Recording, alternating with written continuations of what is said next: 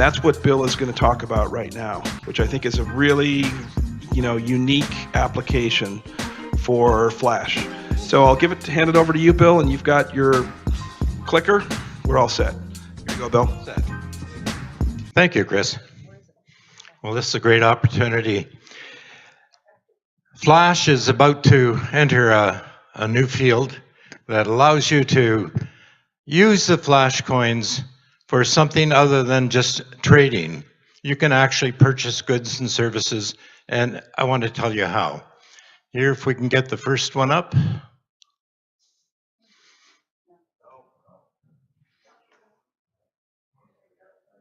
No, this is not.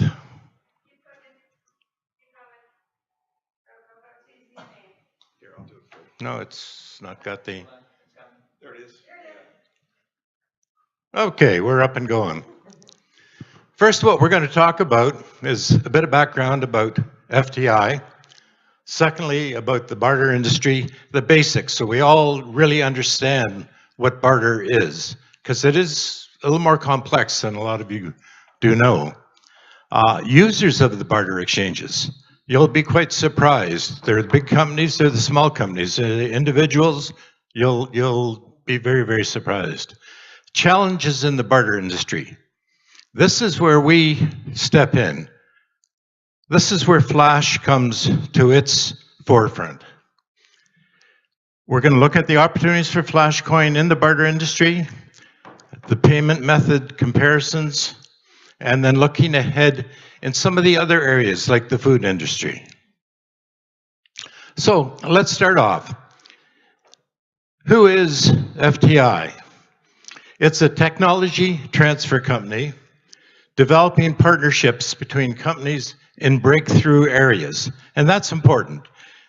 It's not just another company that is doing technology. We're doing technology in breakthrough areas like Flashcoin.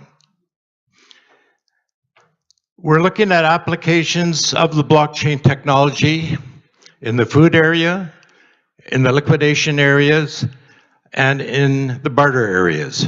So all of these we will try to cover today.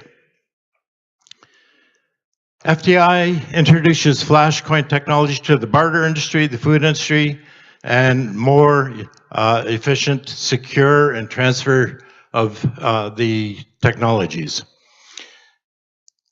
We've got 30 years in the barter industry. We've owned barter exchanges, sold them. We have traded and currently trade with about 10 different exchanges. And we will talk about how these all come to actually work. What is barter then? Barter is a business exchange in which members of that exchange may trade goods and services without use of traditional cash. Members receive credits. It's like your Visa card. You get credits on the card for goods and services and may use them to exchange through a broker for goods and services.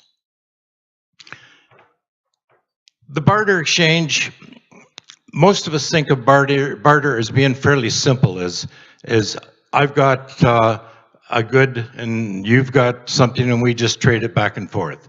In actual fact, that doesn't happen. In most cases, barter is quite complex. I will sell something and you will then buy from someone else who will buy from someone else who then comes back and buys from us. It can go through many, many hands before you're back to an equal status. There's always an exchange broker involved in barter, and that's to control the barter system. If you don't have a mechanism that controls it, you'll get offside very quickly. For example, if you have a company that barters telephone systems on your exchange, very quickly you'll get offside. You'll find that everybody wants a brand new telephone, everybody wants the latest, and they will go offside very, very quickly. And so they shut down and don't trade any further until they get back on side. There are broker fees involved. For each transaction that you do, there is usually about a 5% fee. So there is money generated, cash generated in each of the transactions that take place. The barter exchange system is regulated by what is called the International Reciprocal Trade Association. And that's made up of members of the barter systems. Each of the main barter exchange systems have one or two representatives on this board, and they look at all the issues that come forth. There are approximately 3,500 barter exchanges in the world at this point in time. Most exchanges are between 300 and 500 members. The memberships vary. You'll find very small little exchanges that are quite localized, like Sudbury, Ontario has a little exchange that is very, very active. You can get a haircut, you can go to a restaurant, you can get your car washed. I mean, you can get everything done there. It's very, very localized. Or you can have huge exchanges like Barter Card, where they have 300 offices, and they're located in Australia, New Zealand, and in many other countries.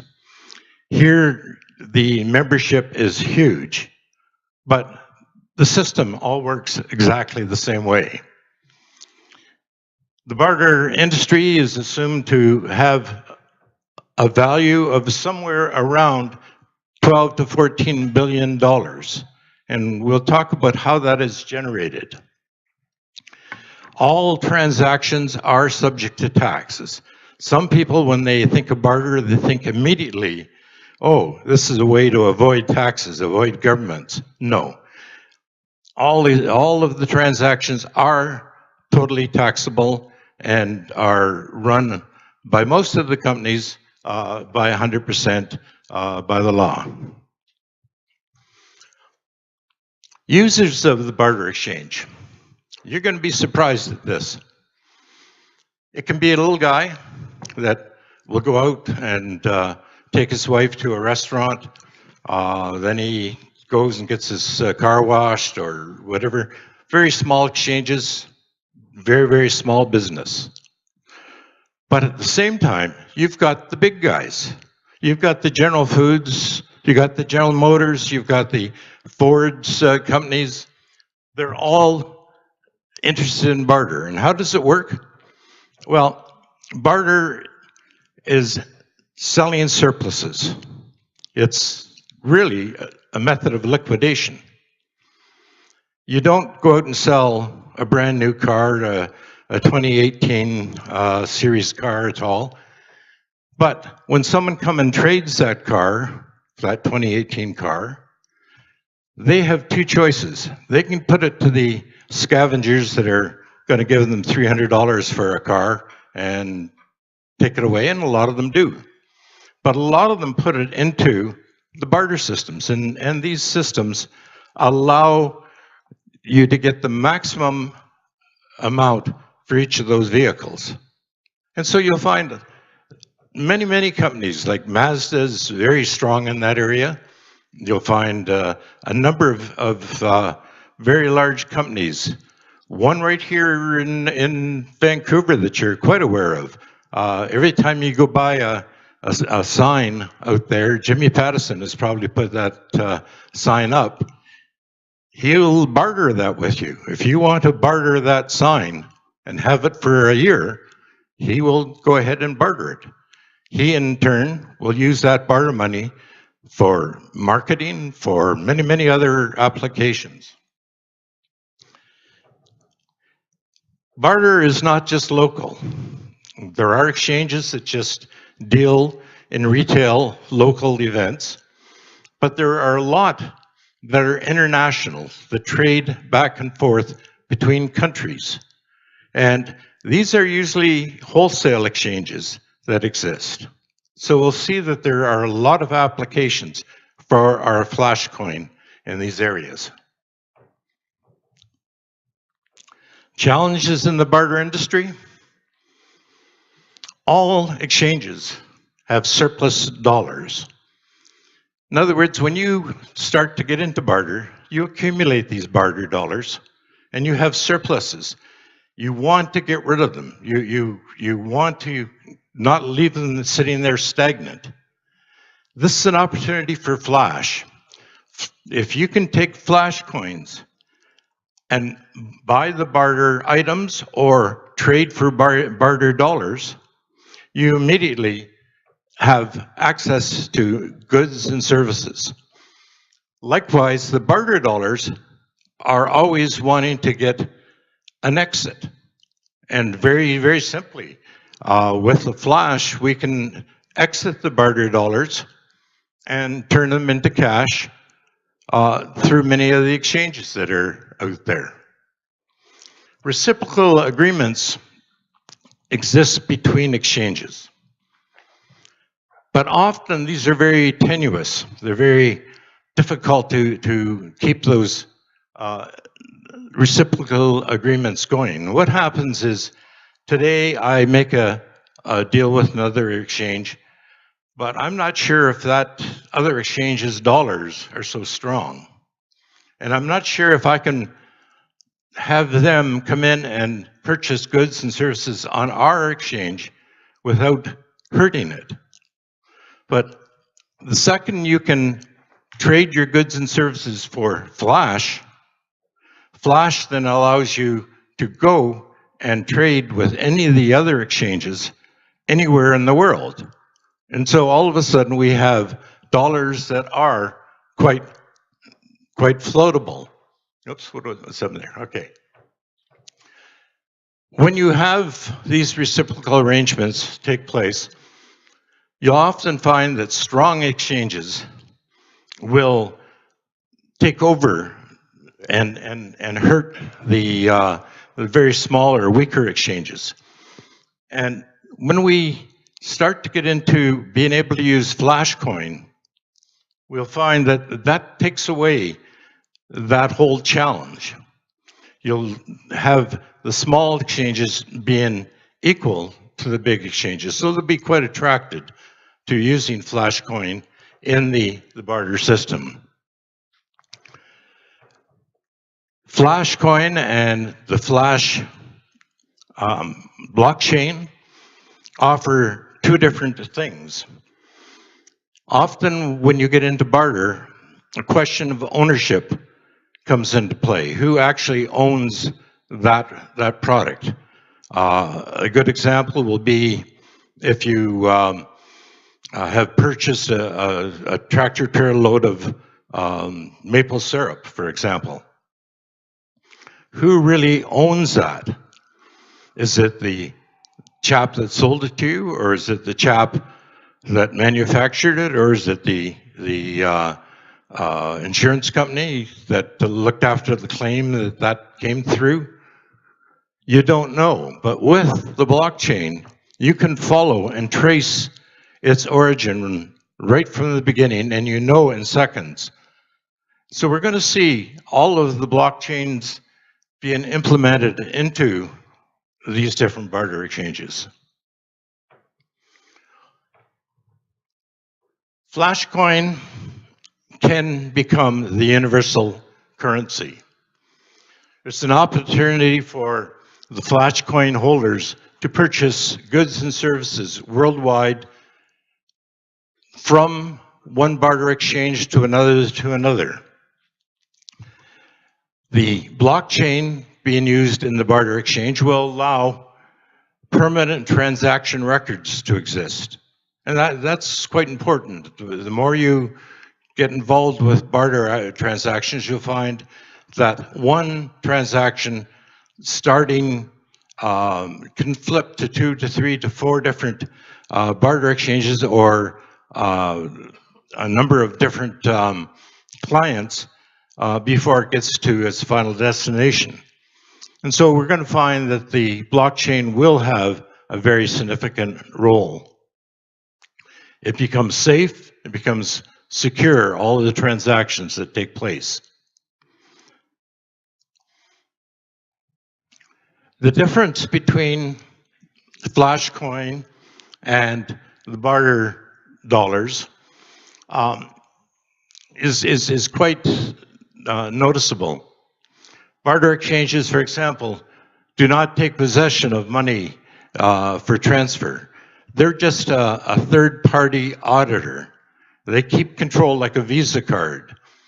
They don't actually exchange the dollar itself.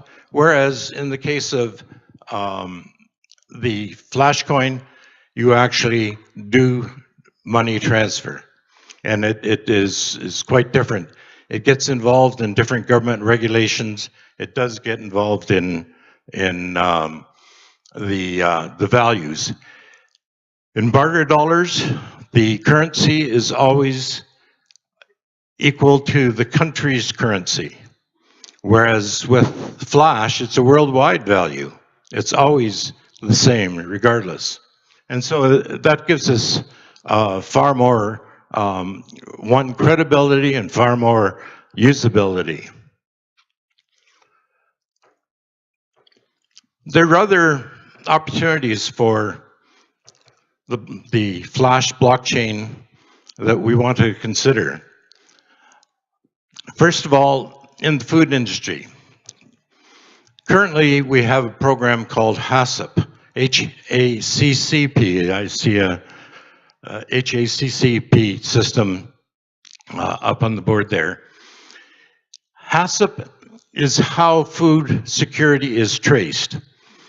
In other words, from the farm right through to the processing, right through to distribution, and finally to the cooking and delivery to the table. What happens is, if there is a problem, we've got to no longer be able to sell that good or service, in this case, a food product, until we correct the problem. This problem could take 2, 3, 4 weeks to find out where that problem existed. With the blockchain, the flash blockchain in there, all that can be done in 10, 15, 20 minutes. And that has huge financial implications. When there is a problem, say there's an E. coli 0157 that gets into the food, that company can no longer sell any of its products. It's shut down. The supermarket has to recall all the product, and the processor has to pay for that. So it has a huge financial implication. The fact that you're going from the old HACCP program, where you have to manually do most of the steps, to a system that will be computerized completely with the flash blockchain, you're changing it from 2 to 3 weeks to determine where the problem is to 10, 15, 20 minutes. Flash is just entering the whole area of barter and of the food industry and of liquidation. I see a great future for all of this. I hope that we will see many, many great changes in the next few years with the blockchain and with the flash coin. Thank you very much. Question? Yes. Yeah, so in terms of the barter world, Test. How easy is it for the average person to access the barter community? So it sounds like there's thousands of barter communities, some that are smaller, some that are larger. So if I wanted to, like, I never think about doing a barter, Yeah. right? But is there some place that people can go to access?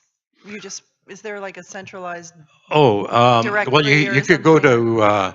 to, yes, but probably the best place to start is in your own local community. Right. And you'll find virtually every city, every town in around the world has a barter exchange. Interesting. And to become a member, they're glad to take you on as a member. Right. They want to know what you've got to give in terms of goods or services. That's the important part. There's no sense being a member and not being able to contribute. Right. The barter system works by each person putting in their excesses or products that are surplus and exchanging it. And what is surplus to you may not be surplus to me. The barter world works by using surpluses and creating value that way. Sounds like a great application for crypto. Really. Yes, it's a great application for crypto. It is something that will change Flashcoin tremendously. It'll be one of the first into this field. Flashcoin will be the leader in this whole area. I have a question.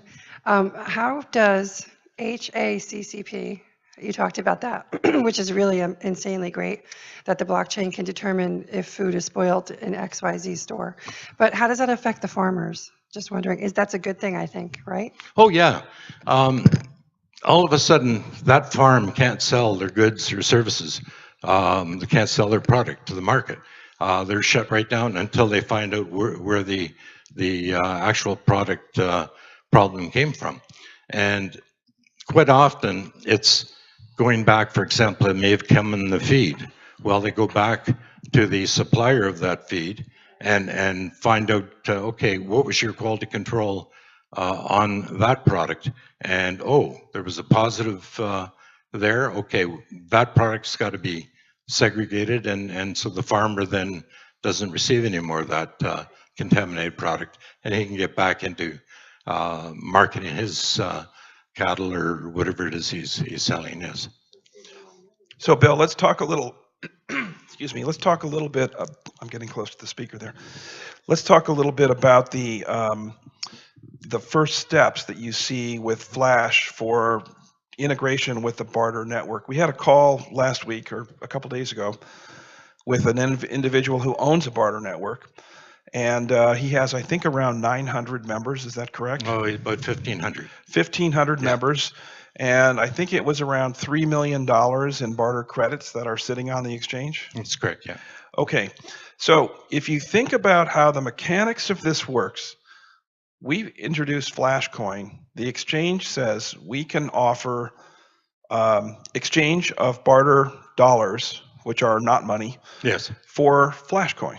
That's correct. And so what ends up happening is there's an exchange rate, and the person who gets the Flashcoin then has a couple of options, right? So they can go and they can take the Flashcoin, they can go to an exchange where there's fiat exchange for Flash, which That's we have right. a couple of exchanges, and they can trade it in for money, and they may take a haircut or a discount, but at least they can get the cash out.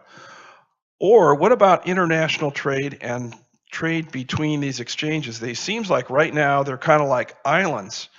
Is Flash going to be like a boat that goes between these islands and allows people to trade between exchanges? I would hope that's exactly what will happen. Right now, if I see something on the computer that says there are so many widgets in India to sell and I want to buy them, there's a lot of negotiating back and forth. Who's going to ship first? Who's going to pay? Is your money any good in your account over here? All that. That'll be totally put out of the question. When it becomes a Flash coin, which is on the Flash blockchain, the money will be proven to be there immediately. It'll be held and until it's released by the captain of the ship that's shipping the product, and it'll be released at the correct time as any other product would be. It allows that little exchange, and it can be a small little exchange that has 300 members, 200 members, to compete with an exchange that has 60, 100 1,000 members, and it takes the fear out of it. When you're dealing exchange to exchange, you don't know the individuals that you're dealing with. It's not like if I come to your restaurant and I buy a dinner or whatever. It is, everyone knows everyone. It's very comfortable, and the exchange takes place right then and there. What Flash does is it gives credibility to those dollars and to that account. So yes, it will work. So let's talk about for a second the size of the current barter exchange market, because it looks to me like a lot of the transactions are commercial transactions. So it's a truckload of hair dryers. Yep. It's a truckload of olive oil. It's 50 Yes. cases of whatever. So that's a commercial transaction, and that actually is a lot bigger business. And if you look at the entire ecosystem for business to business is huge. So so barter's right now just over 10 billion. What is the overall size of this kind of overstock, and I'll call it private trading network? How big do you think that is overall worldwide right now that barter could take on? That's hard to estimate, and it does vary from time to time. It is estimated when you talk to IRATA that it is somewhere around $20 billion, and that fluctuates. I think we've got to get the idea of how barter does work, and maybe I should give you a couple of examples. One of my first introductions to barter was with a company in the United States in New York. They're a magazine company. There's 5 or 6 magazines associated with this firm, this publishing company. And they sell advertising for different companies, but they sell the advertising on barter. So someone will, and this is an actual example, Remington sold 7 trucker loads of Remington products to this publishing company in exchange for advertising. So they got a year's worth of advertising, but they put a stipulation that it could not be sold in the United States. So what do? They pick up and they talk to the barter exchanges in Canada. And right away, that was gone. I mean, immediately they sold that, and we were one of the first purchasers of the Remington product, and that's the kind of transactions that take place, and that goes on all the time. That's not just a one-off. You'll find any local publishing company, they're glad to fill their space with advertising that is done on barter. There's other examples. Let me talk about barter in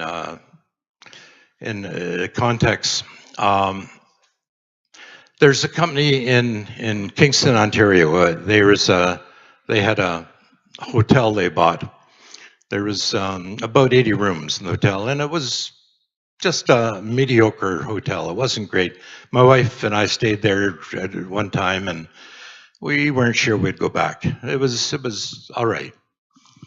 The chap who was in charge of it went to the bank to try to borrow money to upgrade it, and the bank said, "Well, I'm sorry, you spent too much buying this. We're not going to give you any credit, and you know, if that's the case, you're just going to do like the previous owner, go downhill." Well, this guy was smart. He went to barter. What did he do? He sold all his rooms, a whole bunch of the rooms, away in advance.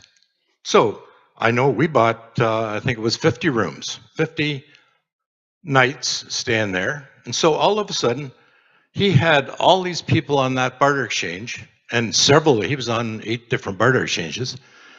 He went and actually borrowed this money by giving out the certificates. And remember, a hotel, if you don't have a guest in that room, when that night's gone, it's gone. You can't bring it back. It's all over. So it was a win-win situation for him. He got all this money that came in by selling these certificates on barter. And then lo and behold, he's talking to everybody out there. He got paintings on the wall. In fact, we sold it to him.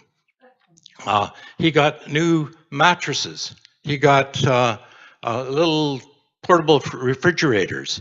He got microwaves in there. The place was upgraded, new rugs all throughout the place. It became a very nice place to stay.